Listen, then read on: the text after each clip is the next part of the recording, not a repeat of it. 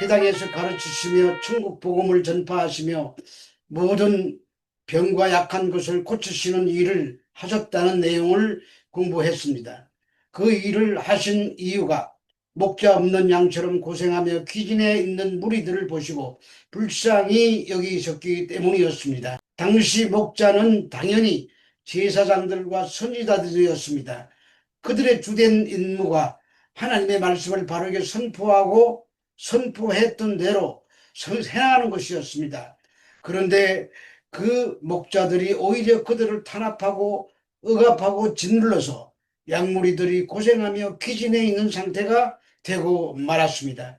그래서 하나님께서 그런 자들을 보시며 그들에게 참된 목자가 있어야 하겠다고 생각하신 것입니다.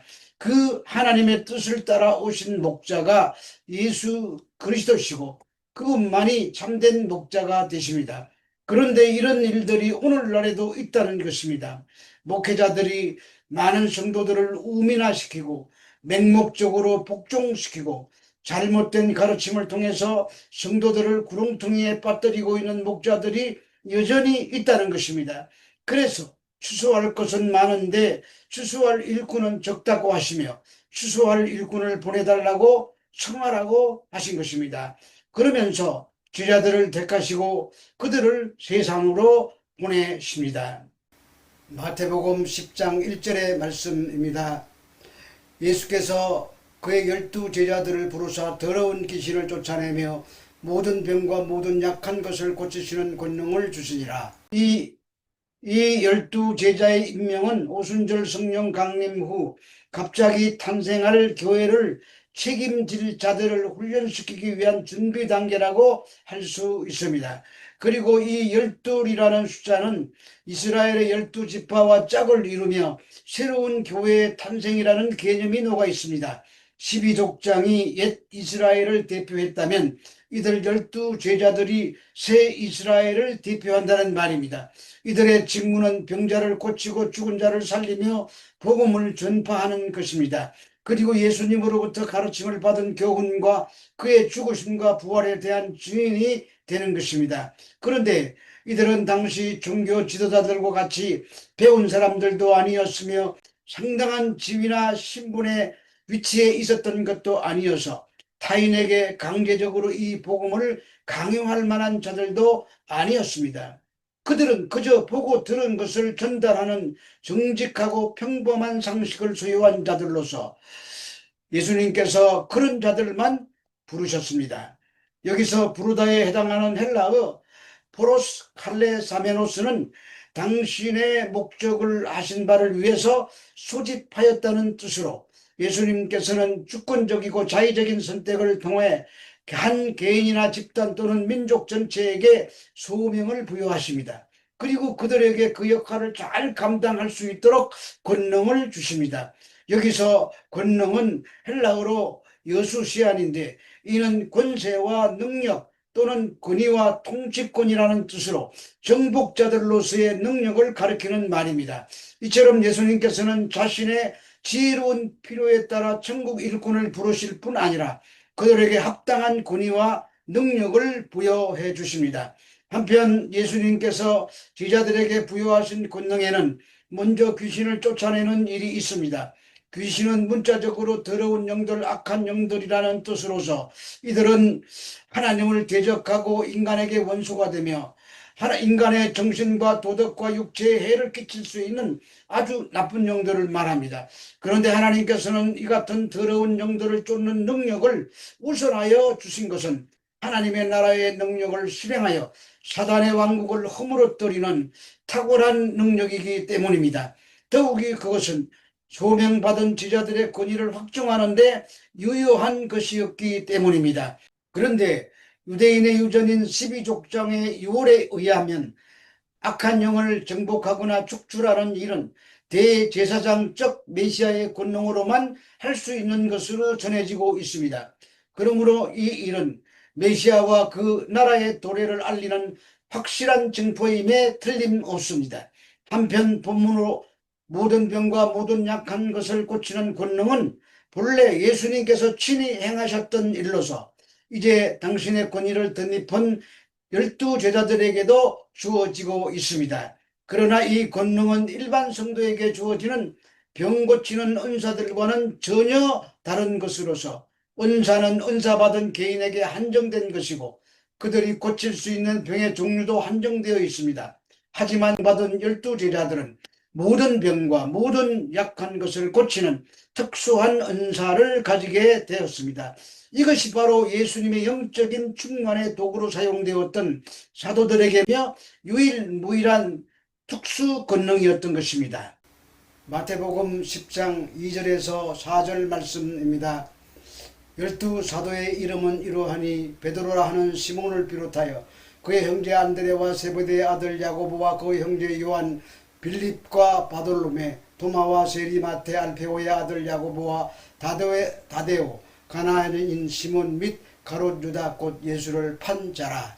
사도는 헬라어로 아포스톨로스인데 이는 내가 보내다는 뜻의 동사 아포스텔로에서 유래한 것으로 보냄을 받은 자, 사신, 선교사들 의미를 가지고 있습니다. 그런데 본문에서는 협의적인 의미로 사용되어 예수 그리스도로부터 정권을 위임받아 복음 전파를 위해서 파송된 특사 또는 새 언약 공동체인 교회의 확장에 선도적 역할을 감당할 예수님의 증인이라는 뜻입니다.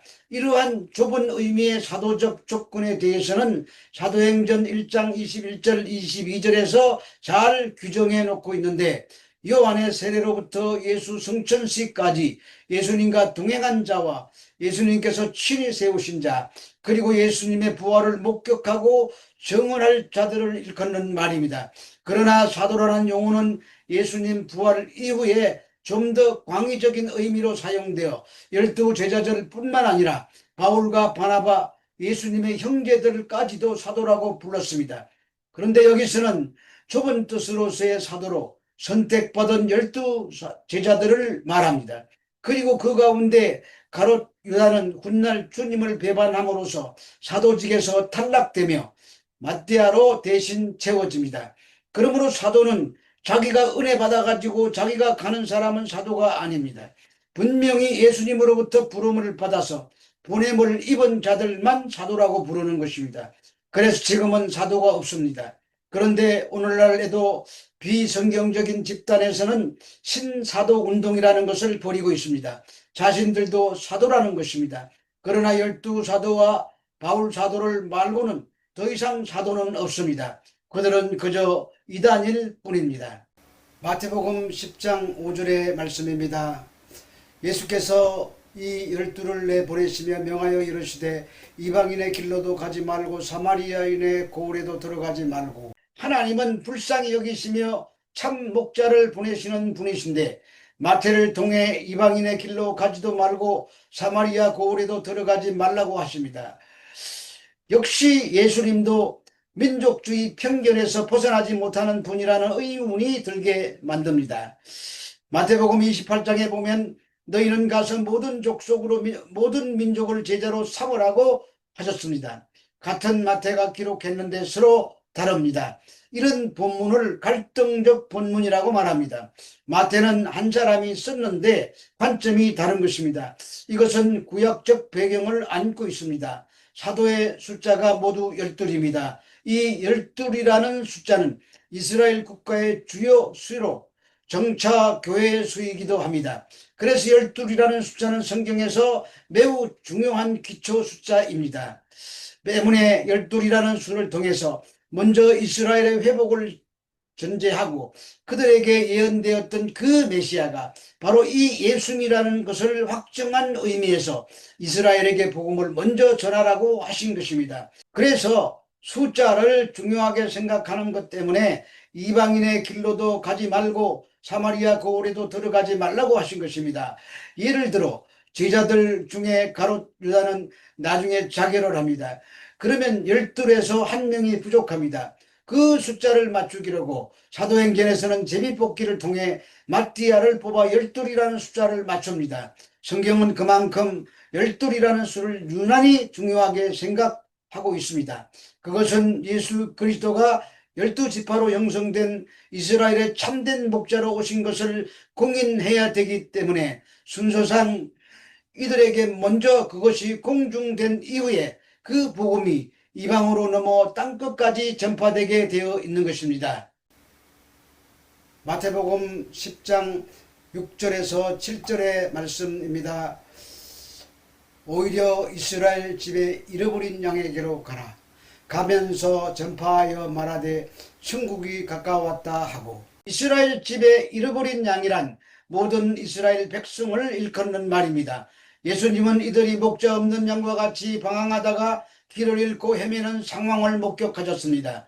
이들 유대인들은 하나님의 선택된 백성이었고 오랫동안 메시아를 대명하며 살아왔기 때문에 누구보다도 먼저 이들에게 복음이 전파되어야 했습니다. 그래서 이방인의 사도로 부르심 받은 바울 사도조차도 첫째는 유대인에게요 라고 선교의 원칙을 중시하였던 것입니다.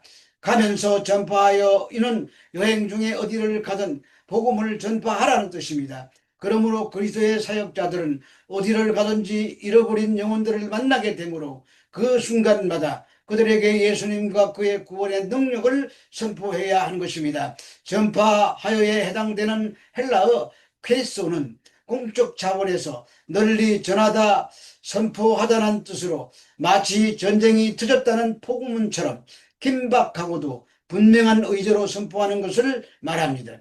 그런데 그 선포의 내용이 헬라어로 퀘리고마인데 이는 곧 주의 나라의 기습적인 도래에 관한 것입니다. 제자들이 선포해야 할 이 선언의 말씀은 예수님께서 친히 전파하신 말씀이기도 합니다. 실로 유대인들은 천국의 1차적 상속자들입니다. 따라서 그들은 이미 도래했으나 완전히 실현되지 않는 천국이 지체하지 않고 구현될 것이기 때문에 천국을 준비해야만 했습니다. 그들이 만약 이 기회를 놓친다면 그들에게 주어진 그 상속권은 이방인으로 넘겨질 것입니다. 가면서 전파하여라고 할 때 이 가면서라는 말은 플리오메노이인데 현재 분사입니다. 그러면 이 명령은 오늘날에도 저와 여러분에게도 적용되는 말입니다. 왜냐하면 예수님의 이 귀한 사역이 계속 확대되고 이방의 지경을 넘어야 할 중요한 근거가 되기 때문입니다. 그래서 에베소서 2장 20절에 너희는 사도들과 선지자들의 터 위에 세우심을 입은 자라 그리스도 예수께서 친히 모퉁이 돌이 되셨느니라고 하는 것입니다. 교회가 12사도들의 터 위에 세워진 것이라는 것입니다. 우리는 그 사도들의 개성적인 차원은 아니지만 그리스도의 피를 근거로 교회의 사도가 된 사도들의 터 위에 세워졌기 때문에 아주 중요한 개념입니다. 그래서 이 땅에 아직 이루어지지 않은 남은 사역들을 그리스도의 이름으로 교회가 감당해야 하는 것입니다. 그리고 교회는 보이는 건물이 아니라 바로 우리들 자신이 성도 자신이 교회입니다. 그래서 우리는 계속 일상에서 가르치고 전하고 치료하는 그리스도의 손과 발의 역할을 감당해야 하는 것입니다. 추수라는 개념은 그런 의미에서 종합적인 개념입니다. 그래서 반드시 선교사로 파송받아 선교하는 것도 중요하겠지만 일상을 살아내면서 복음적 가치를 지닌 일상적인 삶을 통해 선교적 삶을 살아내야 하는 것입니다. 우리가 이 땅에 존재하는 이유는 바로 이 사명을 감당해야 하기 때문입니다. 우리 모두 이런 삶으로 일상을 통해서 주님께 영광 돌리는 저와 여러분들이 되시기를 주 예수 그리스도 이름으로 축원합니다.